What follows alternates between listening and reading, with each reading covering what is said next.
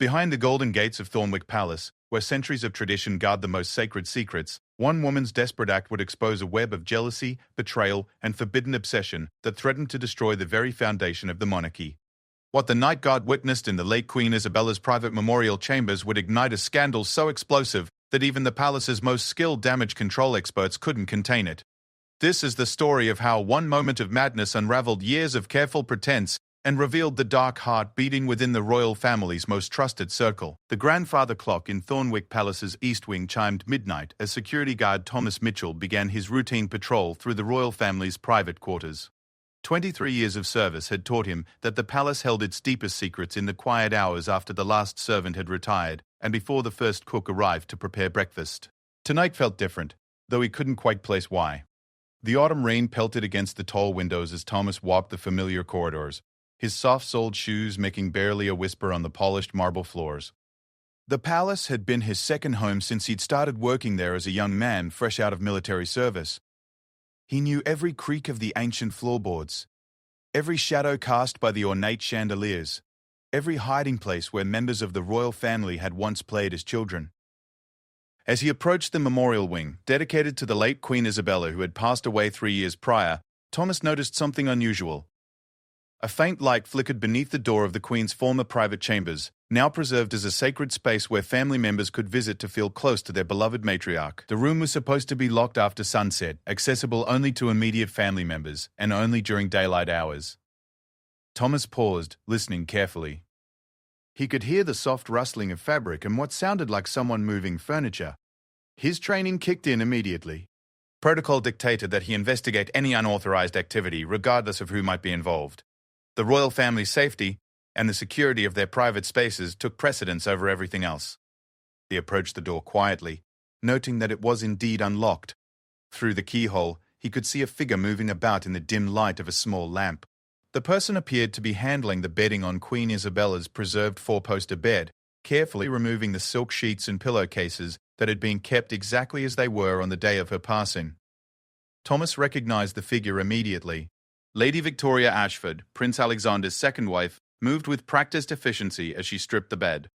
She had married the prince 2 years after Queen Isabella's death, following a whirlwind romance that had captivated the media and divided public opinion. Many still mourned Prince Alexander's first wife, Princess Elena, who had died tragically in a car accident 5 years earlier, and they viewed Lady Victoria's arrival with suspicion.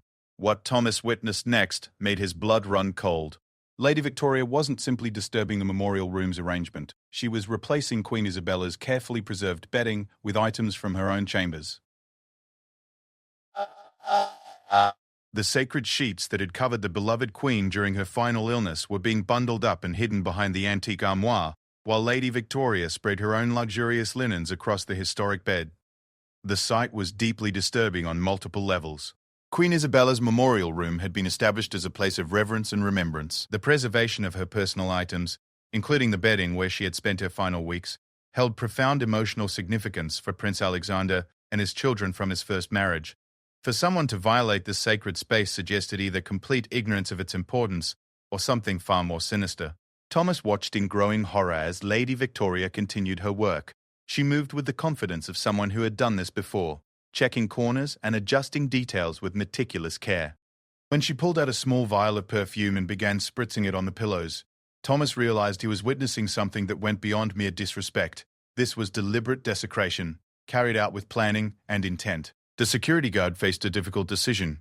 Confronting a member of the royal family directly was highly irregular and could cost him his job. However, allowing this violation to continue would be a betrayal of his duty to protect the monarchy's most sacred traditions. Queen Isabella had been beloved not just by the public, but by every person who worked in the palace. She had known Thomas by name, asked about his family, and treated him with the kind of respect that had earned her the devotion of everyone who served the crown. Taking a deep breath, Thomas knocked gently on the door. The sounds from within stopped immediately. After a moment of silence, he heard Lady Victoria's voice, carefully controlled, but with an edge of panic. "Who is it?" she called softly. "Security patrol, your ladyship." I noticed the light and wanted to ensure everything was secure. The pause that followed seemed to stretch forever. Thomas could hear quick movements inside. the sound of someone hastily trying to arrange something. When the door finally opened, Lady Victoria appeared in the doorway, blocking his view of the room's interior. She wore an elegant silk robe over what appeared to be nightwear, and her usually perfect hair showed signs of exertion. "Everything is fine, Thomas," she said, attempting to sound casual. "I was just paying my respects to Queen Isabella. I find it difficult to sleep sometimes, and visiting this room brings me comfort." Thomas had been trained to read people, and every instinct told him that Lady Victoria was lying. Her breathing was slightly elevated, her hands trembled almost imperceptibly, and she positioned herself carefully to prevent him from seeing into the room. Most telling of all, she had used his first name, which she had never done before in their limited interactions. "I understand, your ladyship," Thomas replied carefully. "However, palace protocol requires that the memorial chambers be secured after sunset. If you need access during evening hours, it should be arranged through the household staff." Lady Victoria's eyes flashed with something that might have been anger or fear. "I appreciate your dedication to protocol, Thomas, but I hardly think the rules apply to immediate family members. I am Prince Alexander's wife." The emphasis she placed on her title revealed more than she probably intended. Thomas had observed the dynamics within the royal family for over 2 decades, and he understood the subtle hierarchies and unspoken tensions that existed. Lady Victoria's position was secure legally, but emotionally and traditionally, she remained an outsider in many ways. The public still mourned Princess Elena, and Queen Isabella's memorial room represented a connection to the royal family's history that predated Lady Victoria's arrival. "Of course, your ladyship," Thomas said diplomatically. "I simply wanted to ensure your safety. These old buildings can be unpredictable at night." As he spoke, a slight breeze from the corridor caused the door to shift, and Thomas caught a glimpse of the room's interior. What he saw confirmed his worst suspicions. The bed, which should have been covered in the Queen's familiar rose-patterned silk sheets, now displayed bedding in a completely different style and color. The sacred space had been violated, its meaningful preservation destroyed by someone who should have been its protector. Lady Victoria noticed his glance and quickly moved to close the door more firmly. "Thank you for your concern, Thomas. I'll be sure to lock up properly when I leave." But Thomas knew he couldn't simply walk away. His loyalty to Queen Isabella's memory, to Prince Alexander, and to the institution he had served for more than 2 decades demanded action. The question was how to proceed without causing a scandal that could damage the monarchy itself. "Your ladyship," he said carefully. "Perhaps it would be best if I waited to escort you back to your chambers. The corridors can be confusing in the dark, and Prince Alexander would never forgive me if something happened to you under my watch." It was a polite way of saying that he intended to remain until she left and could verify what had been done to the room. Lady Victoria understood the implication immediately. Her carefully composed expression slipped for just a moment, revealing a flash of pure rage before she regained control. "That won't be necessary," she said coldly. "I'm perfectly capable of finding my way through my own home." The possessive way she said "my own home" sent chills down Thomas's spine. Thornwick Palace belonged to the people of the kingdom as much as to the royal family. It was a living museum, a symbol of continuity and tradition that transcended any individual occupant. For Lady Victoria to claim ownership in such a personal way suggested a fundamental misunderstanding of her role and responsibilities. "I insist, your ladyship," Thomas said firmly but respectfully. "It's palace policy." The standoff continued for several tense moments. Lady Victoria clearly wanted to refuse, but she also understood that making a scene would only draw more attention to her activities. Finally, she stepped back into the room. "Give me a moment to finish my prayers," she said, her voice tight with barely controlled emotion. Thomas waited outside, his mind racing with the implications of what he had discovered. In his years of service, he had encountered family disputes, personal scandals, and political crises, but nothing quite like this. The deliberate desecration of Queen Isabella's memorial space represented a level of disrespect that went beyond personal grievance into something approaching sacrilege. When Lady Victoria emerged 15 minutes later, Thomas noted that she carried a small bundle under her arm, concealed within her robe. She had clearly removed Queen Isabella's original bedding, though whether she intended to destroy it or hide it elsewhere remained unclear. The violation was complete, and Thomas knew that Prince Alexander needed to be informed immediately. As they walked through the darkened corridors toward the family's residential wing, Lady Victoria attempted to engage Thomas in casual conversation, asking about his family and his years of service. He recognized the tactic as an attempt to normalize the situation and perhaps secure his silence through personal connection. However, Thomas had learned long ago to maintain professional boundaries, and tonight's events had only reinforced the wisdom of that approach. When they reached Lady Victoria's chambers, she turned to him with what she probably thought was a charming smile. "Thank you for your escort, Thomas. I do hope you'll remember that family members sometimes need privacy to grieve in their own way." Queen Isabella would have understood. The casual invocation of the late Queen's name in service of justifying such disrespectful behavior made Thomas's stomach turn. Queen Isabella had been a woman of profound dignity and respect for tradition.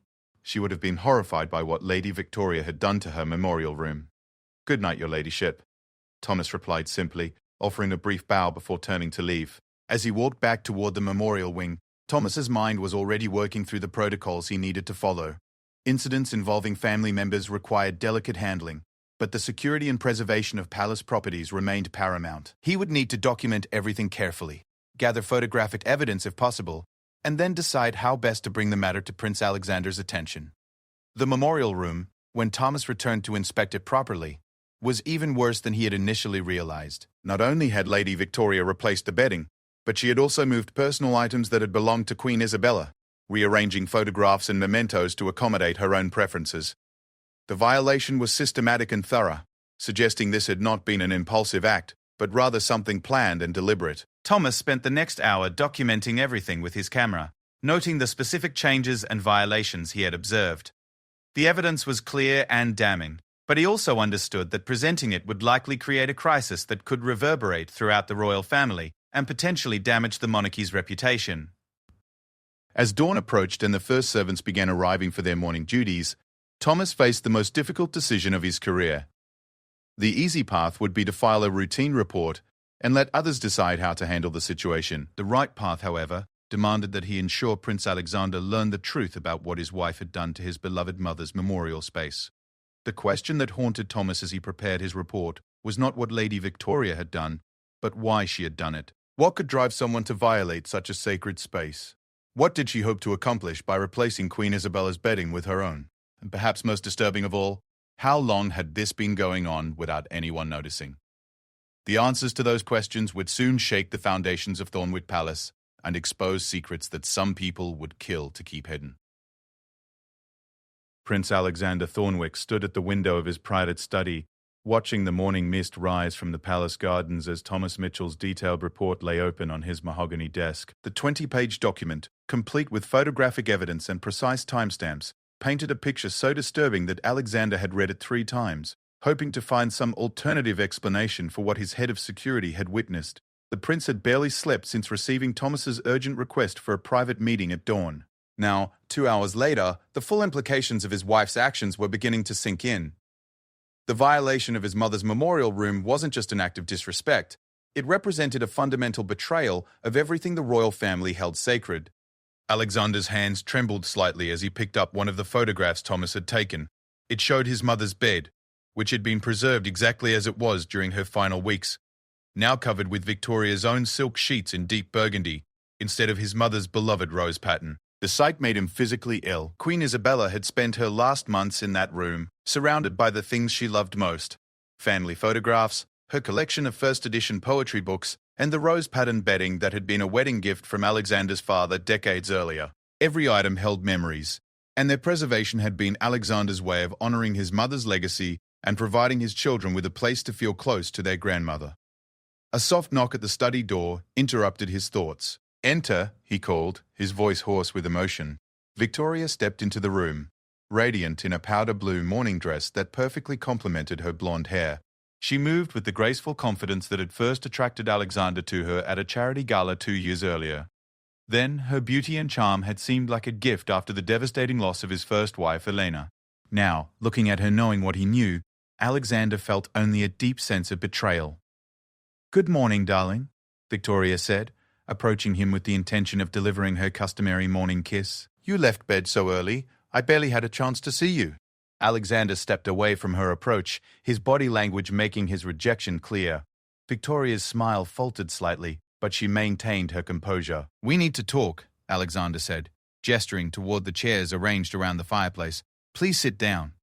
Something in his tone must have alerted Victoria to the seriousness of the situation. Her eyes darted quickly around the room, taking in the open report on his desk and the photographs scattered across its surface. Alexander watched as understanding dawned in her expression, followed immediately by a calculating look that chilled him to the bone. "What's this about, Alexander?" she asked, settling into one of the burgundy leather chairs with practiced elegance. "I think you know exactly what this is about," Alexander replied, remaining standing. "Thomas Mitchell came to see me this morning. He had quite an interesting story to tell about your activities last night." Victoria's laugh was light and dismissive, but Alexander caught the slight tightening around her eyes. "Oh, that. Really, Alexander, your security staff is becoming quite intrusive. I was simply visiting Isabella's room to pay my respects." "Is that suddenly forbidden?" "Paying your respects," Alexander repeated slowly. "Is that what you call stripping my mother's bed and replacing her things with your own?" The accusation hung in the air between them like a physical presence. Victoria's mask of innocent confusion slipped entirely, replaced by something harder and more calculating. "I don't appreciate being spied on in my own home," she said, her voice taking on an edge that Alexander had rarely heard before. "Especially by servants who don't understand the complexities of family dynamics." Family dynamics? Alexander's voice rose despite his efforts to maintain control. "Victoria, that room is sacred." "Everything in it has been preserved exactly as it was when my mother died. You had no right to touch anything, let alone replace her personal belongings with yours." Victoria stood and moved toward the window, her back to Alexander. When she spoke again, her voice was quiet but filled with an emotion that Alexander couldn't quite identify. "Your mother has been dead for 3 years, Alexander. 3 years. But you treat that room like a shrine, and you expect me to worship at it like everyone else in this palace." The bitterness in her voice shocked Alexander. He had known that Victoria sometimes felt overshadowed by memories of both his mother and his first wife, but he had never realized the depth of her resentment. "She was my mother," Alexander said simply, "and she was a beloved queen. That room honors her memory and provides comfort to her family. What I did was try to create a space where I could feel like I belonged in this family." Victoria whirled around to face him, her careful composure finally cracking. "Do you have any idea what it's like to live in a house where every room is a shrine to dead women? Where every conversation eventually comes back to how wonderful Isabella was, or how perfect Elena was?" Alexander stared at his wife in shock. The woman he thought he knew, gentle and understanding, had been replaced by someone filled with rage and resentment. Those women were important to our family's history. "Elena was my first wife, the mother of my children. Your mother was a woman," Victoria interrupted harshly. "Just a woman. Not a saint, not a goddess, a woman who happened to wear a crown. But you've all turned her into some kind of sacred figure that the rest of us can never measure up to." The words hit Alexander like physical blows. His mother had indeed been just a woman, but she had also been one of the most remarkable people he had ever known. Her kindness, wisdom, and dedication to service had made her beloved not just by her family but by an entire nation. To hear Victoria speak of her with such dismissive contempt was almost unbearable. "And what about Elena?" Alexander asked quietly. "Was she just a woman too?" Victoria's expression shifted, becoming almost predatory. "Elena was beautiful, I'll give you that. And she died young, which means she'll always be perfect in everyone's memory. But she's been dead for 5 years, Alexander. 5 years. When are you going to stop comparing every woman to a ghost?" The cruelty in her voice was breathtaking. Alexander had loved Elena deeply, and her death had nearly destroyed him. Victoria had known this when they married, had supposedly understood and accepted that Elena would always hold a special place in his heart. To hear her speak with such callous disregard for his grief revealed a side of her that Alexander was seeing for the first time. "I never compared you to Elena," Alexander said, though even as he spoke he wondered if that was entirely true. "You're two completely different people." "Exactly," Victoria said, moving closer to him. "I'm alive, Alexander. I'm here, in your bed, in your life, in your future. But you spend more time thinking about dead women than you do about the living woman who loves you." Alexander found himself stepping backward, disturbed by the intensity in Victoria's eyes. "That doesn't justify what you did to my mother's room. You violated something sacred, Victoria. You desecrated her memory." I tried to make a space for myself in this family. Victoria's voice rose to almost a shout. That room was supposed to be where family members could go to feel close to Isabella. Well, I'm family too. I'm your wife. Don't I deserve to feel comfortable there? By destroying everything that made it meaningful? Alexander asked incredulously. By erasing my mother's presence and replacing it with your own. Victoria's laugh was bitter and harsh. You want to know the truth, Alexander. I've been doing it for months. Every few weeks I go in there and rearrange things, replace things, make small changes. And you know what? No one noticed. Not you, not your precious children, not any of the servants who worship Isabella's memory. No one cared enough to actually pay attention. The revelation hit Alexander like a physical blow. For months his wife had been systematically violating his mother's memorial space, and he had been completely oblivious. The guilt was almost overwhelming, but it was quickly replaced by a rage unlike anything he had ever experienced. You've been doing this for months? His voice was dangerously quiet. Every time I felt invisible in this family, Victoria said defiantly. That's bad. Every time someone mentioned how wonderful Isabella was, or how much I reminded them of Elena, or how lucky I was to marry into such a perfect family. Every time I felt like a stranger in my own home. Alexander moved to his desk and picked up one of Thomas's photographs, holding it out toward Victoria. This is what you call making yourself comfortable? Replacing my mother's bedding with yours? Moving her personal photographs? Victoria glanced at the photograph with what appeared to be pride rather than shame. I wanted to sleep there sometimes. To see what it felt like to be the queen of this castle instead of just another pretty decoration.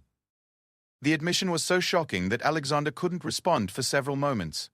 The idea that Victoria had been sleeping in his mother's bed, using her memorial room as some kind of twisted fantasy space, was beyond his comprehension. You're sick, he said finally. This isn't about feeling excluded or wanting to belong. This is something else entirely. Victoria's eyes flashed dangerously. Don't you dare call me sick for wanting what every wife should have. Respect. Importance. A place in my husband's heart that isn't constantly overshadowed by memories of dead women.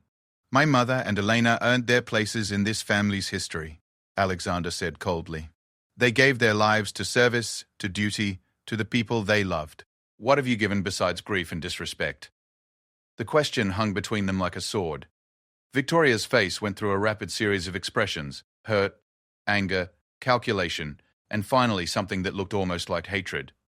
I gave you my love, she said quietly. I gave you my loyalty, my body, my future.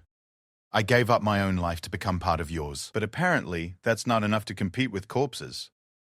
The woman he had married, the woman he had thought he loved, had revealed herself to be someone completely different. The gentle, understanding person he had fallen for had been a mask, hiding someone consumed by jealousy and resentment. Pack your things, he said quietly. Victoria blinked, clearly not having expected such an immediate and final response. What? Pack your things, Alexander repeated, his voice growing stronger. I want you out of this palace by sunset. You can't be serious, Victoria said, but her voice lacked conviction. Alexander, we can work through this. Marriage counseling, therapy, whatever you think we need. There is no working through this, Alexander said firmly. What you did wasn't a mistake or a moment of weakness. You've been systematically desecrating my mother's memory for months. You've lied to me, betrayed my trust, and shown complete contempt for everything this family holds sacred. Victoria moved toward him, her hands outstretched in a pleading gesture. Please, Alexander, I love you. I know I made mistakes, but I can change. I can be better. Alexander stepped away from her approach, his expression cold and final. You don't love me, Victoria. You love the idea of being queen. You love the status, the attention, the power. But you have no respect for the responsibilities that come with it. That's not true, Victoria protested, but her voice lacked conviction. Isn't it? Alexander picked up another photograph from his desk. Look at this. Really look at it. This is my mother's rosary, the one she prayed with every night for 40 years. You moved it to make room for your jewelry box. Her personal Bible, inscribed by my father on their wedding day, pushed aside to display your cosmetics. Victoria glanced at the photograph but said nothing. These aren't just objects, Victoria. They're symbols of a life lived in service to others. They represent values like duty, sacrifice, and genuine love. You see them as obstacles to your personal comfort. Alexander walked to the window, looking out at the gardens where his mother had spent countless hours teaching him about responsibility and leadership. I thought I was ready for another marriage. I thought enough time had passed that I had healed sufficiently to open my heart again. But what you've shown me is that I was fooling myself. Because of one mistake? Victoria asked desperately. Alexander turned back to face her. Because you fundamentally don't understand what it means to be part of this family. It's not about what you can get, Victoria. It's about what you can give, and what you've given is pain, disrespect, and betrayal. Victoria's composure finally cracked completely. Tears streaming down her face, she fell to her knees in front of Alexander. Please don't do this. I'll do anything, be anything you want. I'll respect Isabella's memory. I'll never touch that room again. Just don't throw away our marriage over this. Alexander looked down at his wife kneeling before him in desperation and felt only sadness. It's already thrown away, Victoria. You destroyed it the first time you violated my mother's sanctuary. Everything since then has just been the aftermath. The sound of heels clicking on marble announced the arrival of someone in the corridor outside. Alexander moved to the door and opened it to find his private secretary, James Whitmore, approaching with obvious urgency. Your Highness, James said with a slight bow. Forgive the interruption, but the head of household needs to speak with you about arrangements for this evening's dinner with the Prime Minister. Alexander glanced back at Victoria, who remained kneeling on the floor of his study. Please inform the head of household that Lady Victoria will not be joining us for dinner. In fact, she will not be joining us for anything in the future. Please have her personal maid assist with packing her belongings. I want her out of the palace before sunset. James's expression remained professionally neutral, but Alexander caught a flicker of surprise in his eyes. Of course, Your Highness. Shall I arrange transportation? Yes, Alexander said firmly. And James? I want the memorial wing sealed immediately. No one enters Queen Isabella's chambers without my personal authorization. Post a guard if necessary. Understood, Your Highness. As James departed to carry out his instructions, Alexander returned to his study where Victoria remained on the floor, sobbing quietly. The sight might have moved him once, but now he felt only emptiness. You should start packing, he said quietly. The staff will assist you. Victoria looked up at him with red-rimmed eyes. This isn't over, Alexander. You can't just erase me from your life like I never existed. Watch me, Alexander replied coldly. As his wife finally rose from the floor and left his study, Alexander returned to the window overlooking his mother's gardens. Somewhere in the distance he could hear the sounds of the palace beginning to stir with unusual activity as word of Victoria's banishment began to spread through the staff.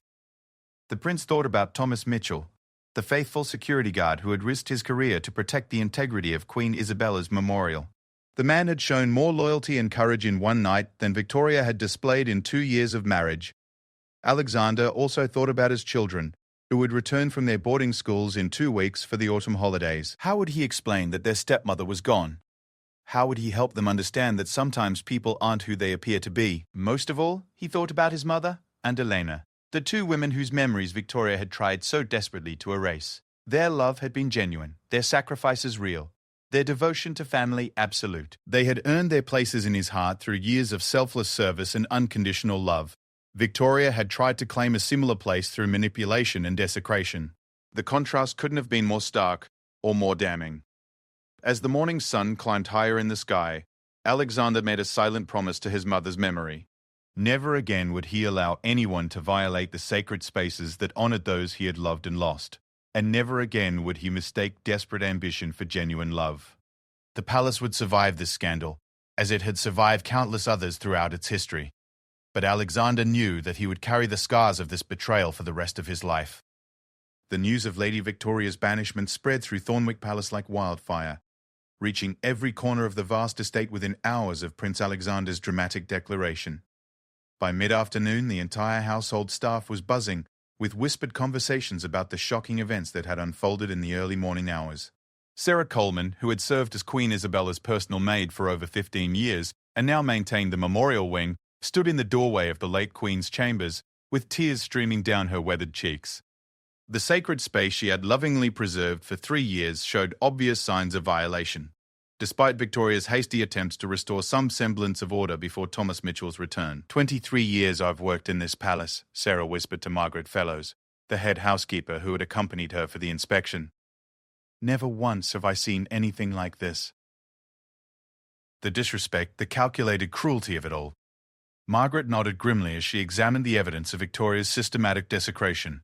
The older woman had witnessed many palace scandals during her 4 decades of service, but this felt different, more personal, more devastating to the very soul of the institution they all served. "Look at this," Sarah said, pointing to Queen Isabella's bedside table, where family photographs had been rearranged to make room for Victoria's personal items. Her Majesty's rosary moved like it was just clutter. The Bible His Majesty gave her on their wedding day, shoved behind some cheap perfume bottle. Margaret carefully examined each violated space, documenting the changes for the official palace records. The methodical nature of Victoria's alterations suggested this had been going on much longer than anyone had realized. "How did we miss this?" she asked quietly. "How did none of us notice what she was doing?" "Because we trusted her," Sarah replied bitterly. "Because when someone wears a title and claims to love this family, we assume they understand what that means. We thought she was paying respects, not playing some sick game." Down in the palace's main kitchen, the staff clustered around head cook Mrs. Patterson, as she shared what little information she had gleaned from the morning's dramatic events.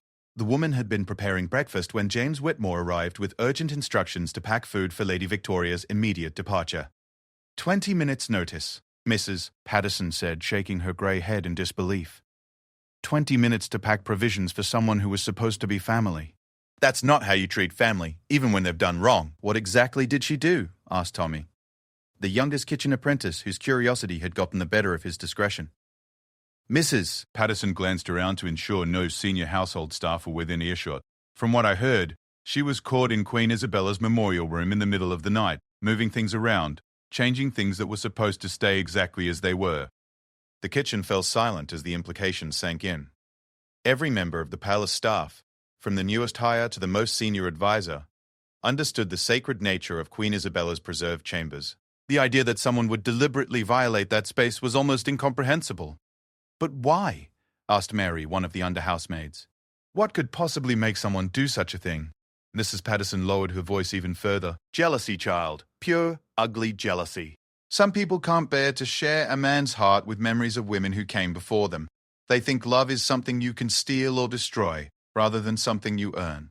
In Prince Alexander's private office, the prince sat across from Dr. Elizabeth Hartwell, the palace's chief psychiatrist who had served the royal family for over a decade. The woman had been hastily summoned to help Alexander understand the psychological implications of his wife's behavior and to advise him on how to handle the aftermath with his children. "What you're describing suggests a complex psychological condition," Dr. Hartwell said carefully, reviewing the detailed report Thomas Mitchell had prepared. "The systematic nature of the violations, the need to literally replace another woman's presence with her own, the apparent pleasure she took in deceiving everyone, these are concerning patterns." Alexander rubbed his temples, feeling the weight of the morning's revelations. "I keep asking myself how I missed it, how I could live with someone for 2 years and not see what she was really like." People with these types of issues can be extremely skilled at maintaining a facade, Dr. Hartwell explained.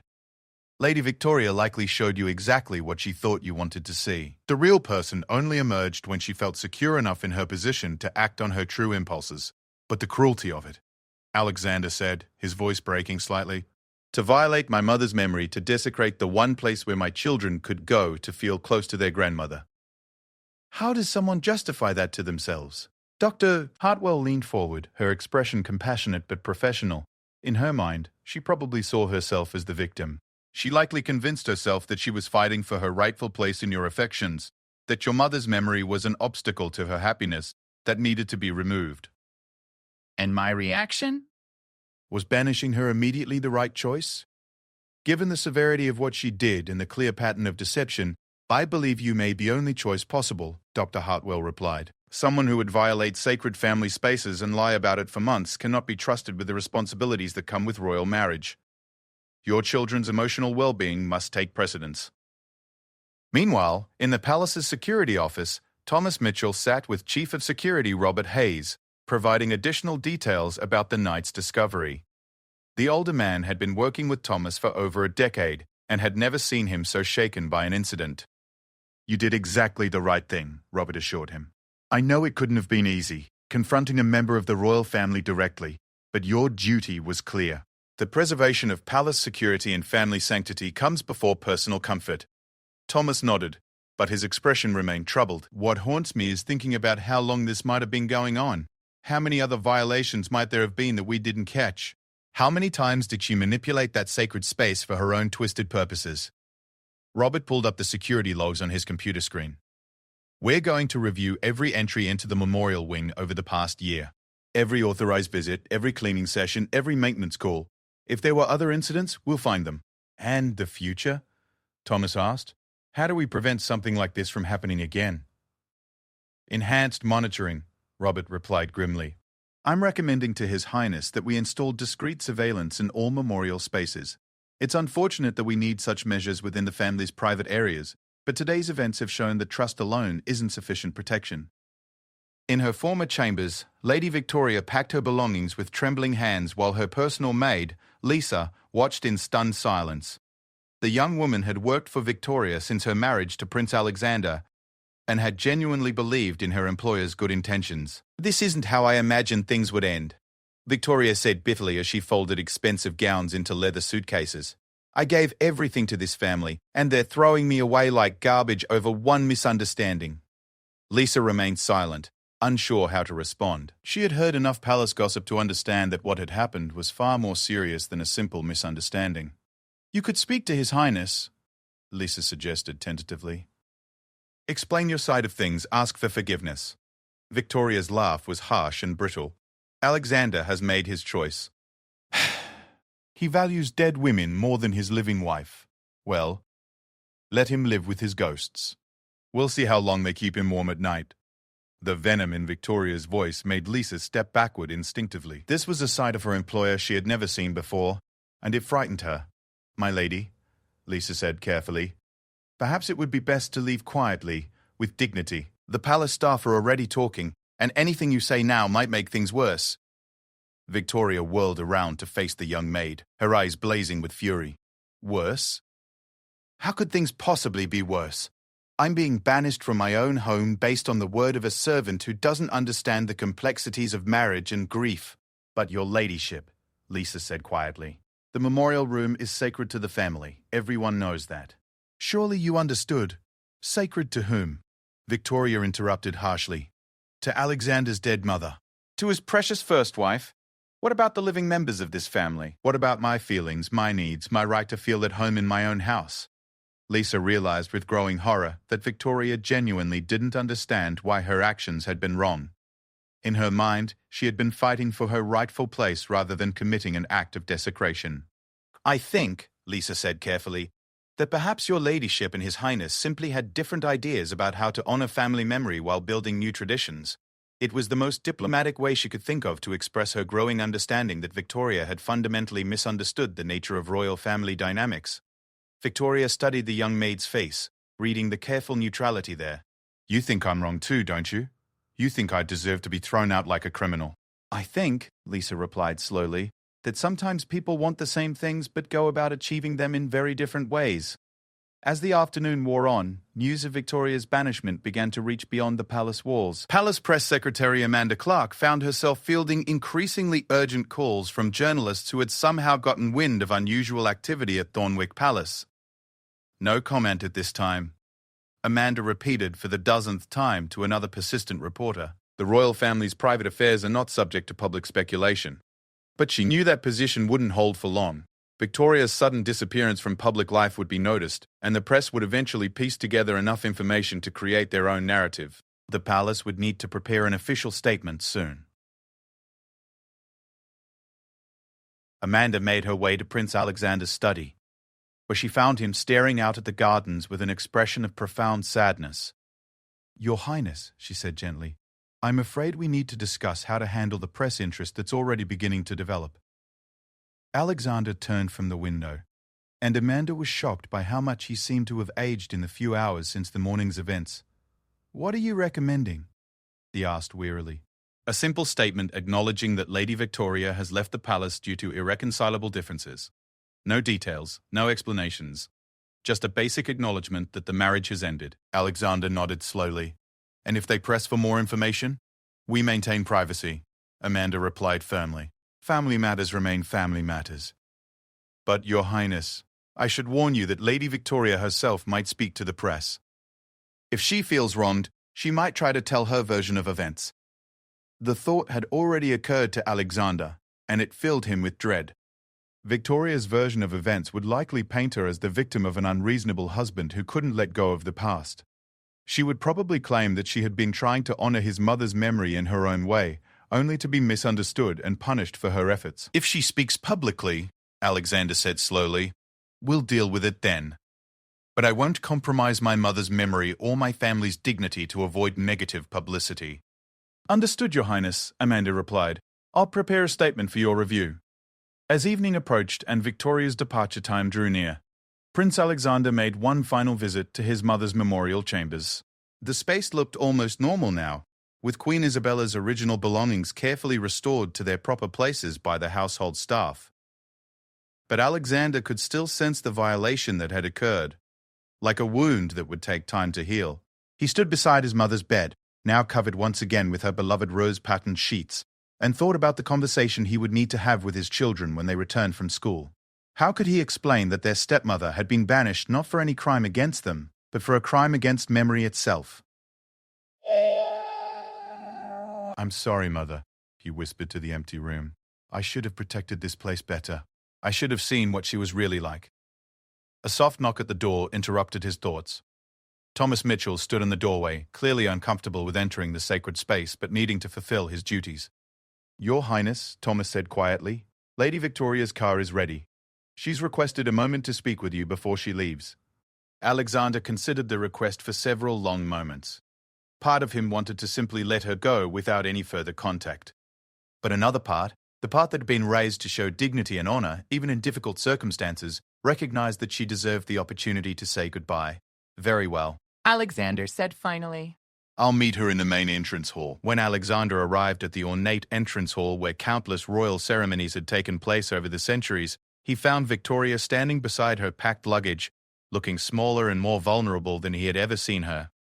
She wore a simple black traveling dress that made her appear almost ghostly against the grand backdrop of marble columns and golden fixtures. Thank you for seeing me, she said quietly as he approached.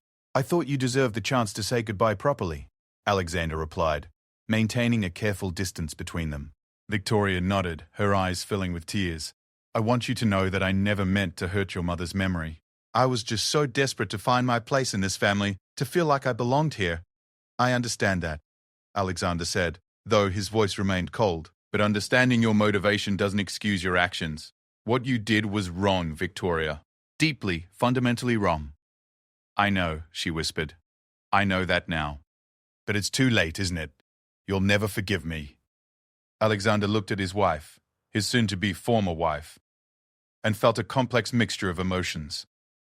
Anger, betrayal, disappointment, and underneath it all, a deep sadness for what might have been. Forgiveness isn't the issue, he said finally. Trust is. And trust, once broken as completely as you've broken it, can never be fully repaired. Victoria nodded through her tears. I hope someday you'll remember that I did love you. Whatever else I did wrong, that much was real.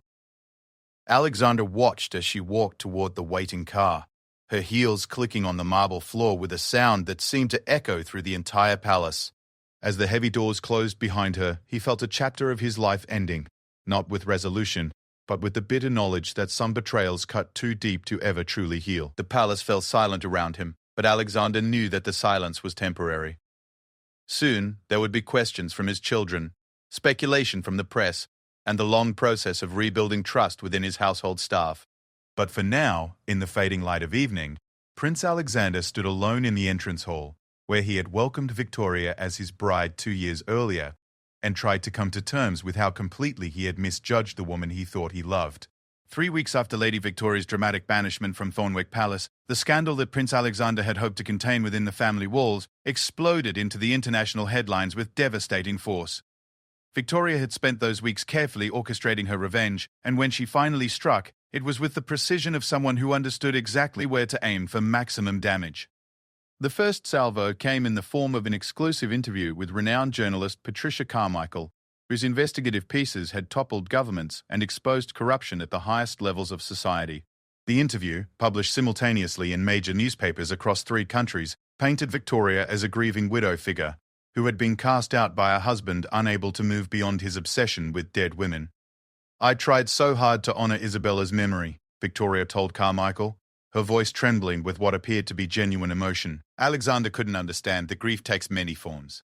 "I needed to feel close to his mother, to understand the woman who had shaped the man I loved. When I visited her room to pray and reflect, I sometimes rearranged things in small ways that brought me comfort. I never imagined that such innocent acts of devotion would be twisted into something sinister." Prince Alexander read the article in his study while his press secretary, Amanda Clark, paced nervously behind his chair. The carefully crafted narrative was masterful in its manipulation of facts. Victoria had taken her systematic desecration of the memorial room and reframed it as misguided but well-intentioned grief counseling. "She's good," Amanda said grimly. "She's taken every element of what actually happened and presented it in the most sympathetic light possible. The public will read this and see a woman whose only crime was loving too deeply." Alexander set down the newspaper with barely controlled anger. "And what about the photographs Thomas took? The evidence of what she actually did?" "We can't release those without violating the privacy of your mother's memorial space," Amanda replied. "The moment we make those images public, every detail of Queen Isabella's final room becomes tabloid fodder. Your mother's personal belongings, her private space, everything would be violated all over again." It was a masterful trap. Victoria knew that Alexander would never compromise his mother's dignity to defend himself, and she was using his own principles against him. The second wave of Victoria's assault came through a carefully orchestrated social media campaign.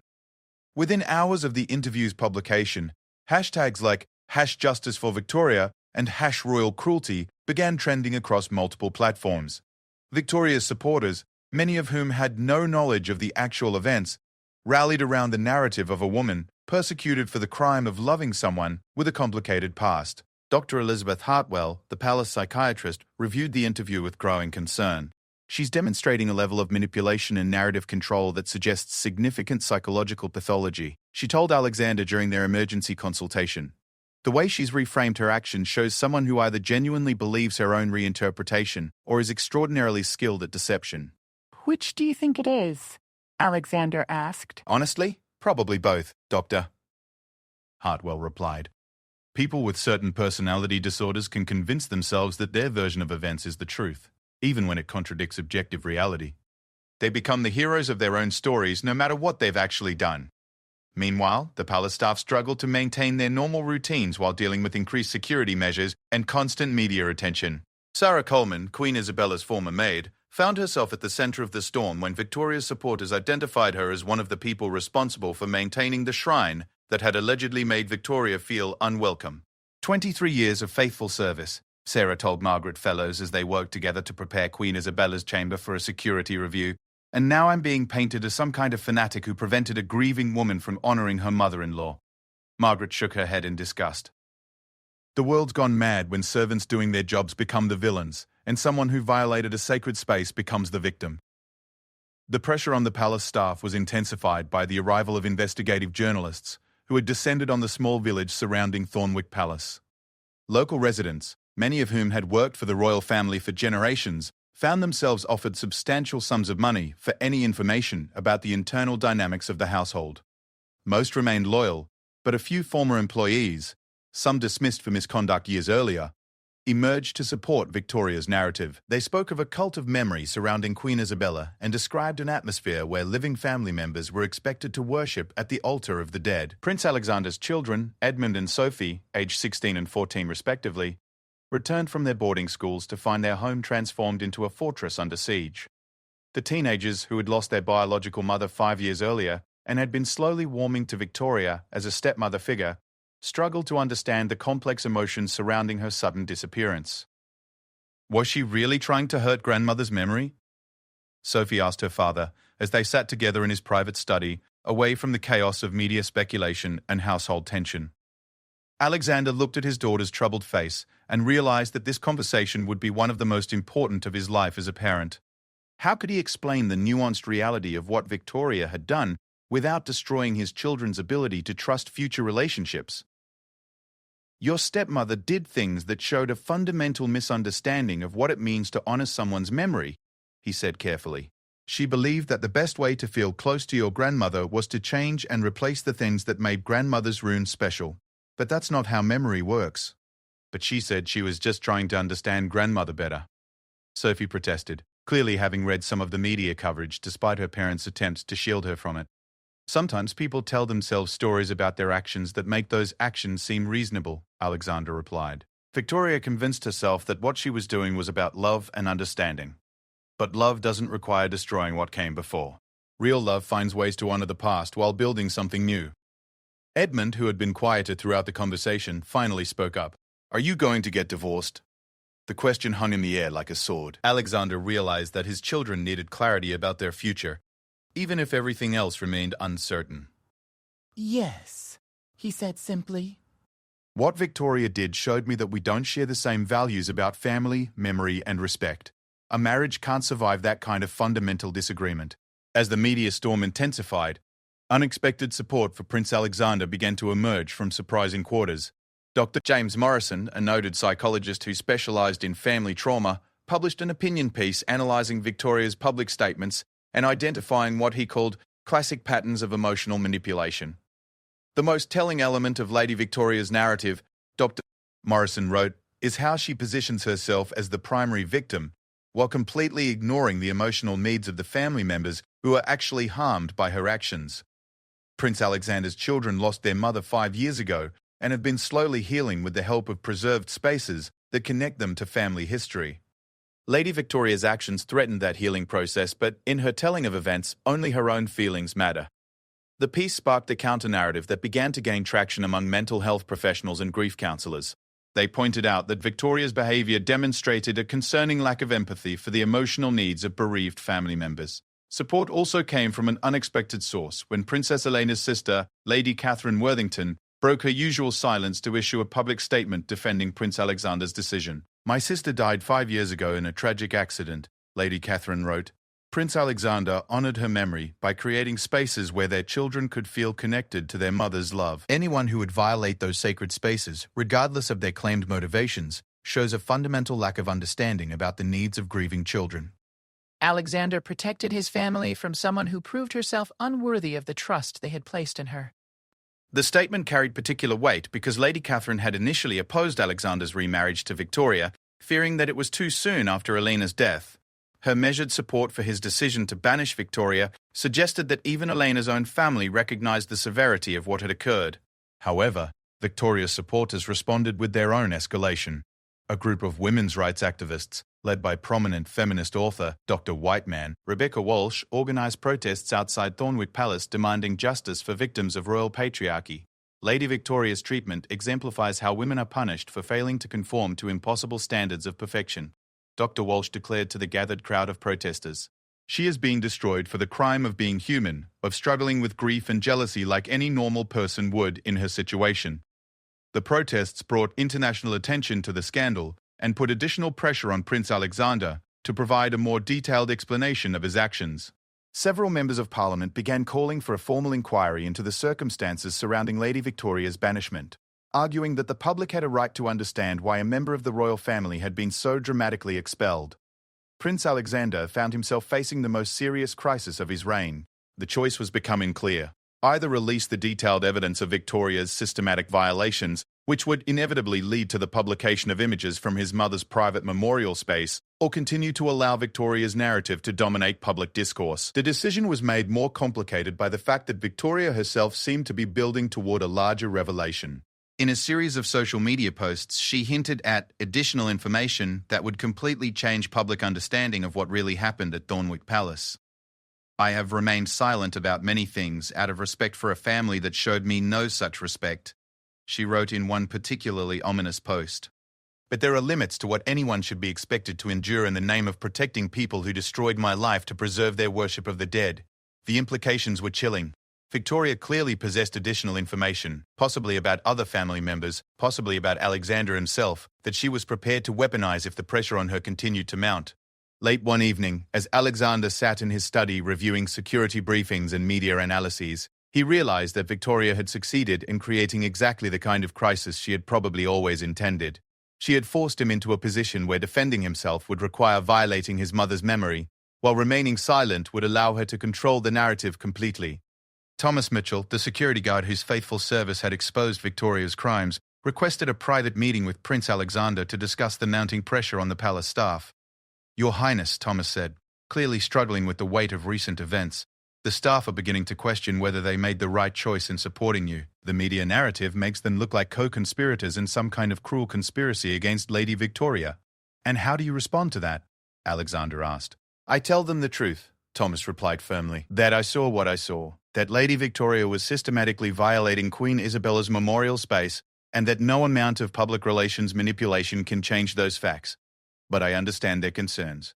It's not easy to maintain faith in the face of such a coordinated assault on reality itself. Alexander nodded, recognizing that Thomas had identified the core of Victoria's strategy. She wasn't just attacking Alexander's reputation, she was attacking the very concept of objective truth. By presenting her reinterpretation of events with enough conviction and emotional appeal, she was forcing everyone to choose between competing versions of reality. What would you recommend? Alexander asked. Thomas was quiet for a long moment before responding. Fight back, Your Highness. I know it would mean compromising Queen Isabella's privacy, but sometimes protecting the truth requires sacrifices that no one wants to make. As Alexander considered this advice, he realized that Victoria had succeeded in forcing him to choose between two fundamental values, protecting his mother's memory from public scrutiny and protecting his family's reputation from systematic destruction. It was, he understood, exactly the kind of impossible choice that someone like Victoria would have planned from the beginning. She had positioned herself so that any response to her attacks would require him to compromise something he held sacred. The question that remained was whether Alexander possessed the strength to make that terrible choice, and whether the truth would ultimately prove more powerful than Victoria's masterfully crafted alternative reality. The breaking point came on a grey Tuesday morning in November, when Victoria's final gambit exploded across every major news outlet simultaneously. She had saved her most devastating ammunition for when the palace's defences were weakest, and the revelation she unleashed would shake the monarchy to its very foundations. In an exclusive tell-all interview with America's most watched morning show, Victoria made a claim so shocking that it stopped conversations in living rooms across the globe. She alleged that Prince Alexander's obsession with preserving his mother's memory had driven him to create an elaborate fantasy world where he regularly held conversations with Queen Isabella's ghost, and that the memorial room was not just a shrine but an active site where he practiced what she called deeply disturbing necromantic rituals. I walked in on him one night, Victoria told the sympathetic television host, tears streaming down her perfectly made-up face. He was kneeling beside his mother's bed, speaking to empty air as if she was responding to him. He had arranged candles around the room and it was like he was conducting some kind of séance. The audience gasped audibly as Victoria continued her devastating testimony. When I tried to help him, to suggest that he might benefit from speaking to a professional about his grief, he became violent. He told me that I would never understand the sacred connection he maintained with his mother's spirit, and that if I ever interfered again, he would make sure I regretted it. Prince Alexander watched the interview from his study with Amanda Clark and Dr. Hartwell, all three of them stunned him to silence by the sheer audacity of Victoria's lies. The woman they were watching bore little resemblance to the calculating manipulator who had systematically violated Queen Isabella's memorial room. Instead, she appeared to be a traumatized victim, sharing her painful truth with the world. This is brilliant, Amanda said finally, her voice filled with professional admiration despite her personal revulsion. She's taken his genuine grief and love for his mother and twisted it into evidence of mental illness. She's made his virtue look like pathology. Dr. Hartwell shook her head in amazement. The level of psychological manipulation required to construct such a narrative. She's essentially claiming that his normal, healthy process of mourning was actually evidence of psychosis. It's character assassination disguised as mental health advocacy. Alexander found himself unable to speak. The woman he had married, the woman he had trusted with his heart and his family's welfare, had just suggested to millions of viewers that he was mentally unstable and potentially dangerous. She had taken the most sacred aspects of his relationship with his mother's memory and perverted them into evidence of madness. The interview continued, with Victoria describing a pattern of what she called escalating paranoia regarding Queen Isabella's room. She claimed that Alexander had installed hidden cameras to monitor who entered the space, that he had interrogated staff members about their interactions with his mother's belongings, and that he had even suggested hiring spiritual consultants to ensure that Queen Isabella's ghost remained comfortable in the preserved chambers. I became frightened for his children's safety, Victoria said, her voice breaking with apparent emotion. How could I stand by and watch as a man I loved descended into madness? How could I remain silent when his delusions were affecting innocent children who had already lost so much? The implications of her testimony were staggering. Victoria was suggesting that Prince Alexander was an unfit parent whose mental health issues posed a threat to his own children. She was positioning her violation of the memorial room not as an act of disrespect, but as a desperate intervention intended to break Alexander free from his dangerous obsession. Within hours of the interview's broadcast, child welfare organizations began calling for an investigation into the royal household. Mental health advocacy groups demanded that Prince Alexander undergo psychological evaluation. Even some members of parliament suggested that the prince's fitness to inherit the throne should be examined in light of these disturbing revelations. The palace's usual strategy of dignified silence in the face of media storms was no longer viable. Victoria's allegations were too serious and too specific to ignore, but responding to them would require Prince Alexander to discuss intensely personal aspects of his grief and mourning process. We have to fight back, Amanda told Alexander during an emergency strategy session. The public narrative has shifted completely. You're no longer seen as a wronged husband. You're being portrayed as a dangerous man whose mental instability led to the persecution of an innocent woman. Alexander looked out at the gathering crowd of protesters who had assembled outside Thornwick Palace since Victoria's interview aired. Their signs called for justice for Victoria and protection for royal children from unstable parents. The woman who had systematically desecrated his mother's memory was now being celebrated as a heroic whistleblower who had exposed dangerous royal secrets. What exactly are you suggesting? Alexander asked wearily. Full transparency, Amanda replied firmly. We release everything. Thomas Mitchell's photographs, security footage, staff testimony, even the psychiatric evaluation you underwent after Elena's death to prove your mental stability. If you feel the change, we destroy her narrative by overwhelming it with facts. The suggestion hung in the air like a sword. Releasing that level of detail would indeed expose Victoria's lies, but it would also subject Queen Isabella's most private spaces to global scrutiny. Every tabloid in the world would publish images of the late Queen's bedroom, her personal belongings, her final sanctuary. The privacy Alexander had worked so hard to preserve would be sacrificed to save his own reputation. Dr. Hartwell offered a different perspective. There's another consideration here. Victoria's escalating behavior suggests someone who may be experiencing a complete psychological break. The grandiosity of her lies, the way she's inserted herself into the center of a global narrative, the apparent belief that she can rewrite reality to suit her needs, these are concerning signs. You think she's having some kind of breakdown? Alexander asked. I think she's reached a point where the distinction between truth and fiction has become meaningless to her, Dr. Hartwell replied. People in that state can be extremely dangerous because they're no longer constrained by normal social or moral boundaries. As if summoned by their conversation, Victoria's next revelation appeared on social media within hours. She posted a series of what appeared to be private text messages between herself and Alexander, conversations that seemed to support her claims about his obsession with his mother's memory. The messages showed Alexander writing things like, "Mother would want you to understand," and "the room must remain exactly as it was when she passed," and "some things are more important than the comfort of the living." Taken out of context, the messages made him sound obsessive and potentially unstable. Alexander stared at the screenshots in horror, not because they were fabricated, they weren't, but because Victoria had saved private conversations specifically to use as weapons against him. She had been building her case for months, perhaps years, collecting evidence that could be manipulated to support whatever narrative she eventually chose to construct. She planned this, he said quietly. From the beginning, she was planning for this moment. Thomas Mitchell, who had been following the media coverage with growing frustration, requested another meeting with Prince Alexander. The security guard's usually composed demeanor showed signs of strain as he struggled with the implications of Victoria's public allegations. Your Highness, Thomas said, I need you to know that several members of the household staff are beginning to question their own memories of what happened. Victoria's story is so detailed, so emotionally compelling, that some people are wondering if they misunderstood what they witnessed. And you? Alexander asked. I know what I saw, Thomas replied firmly. But I also understand why others might be confused.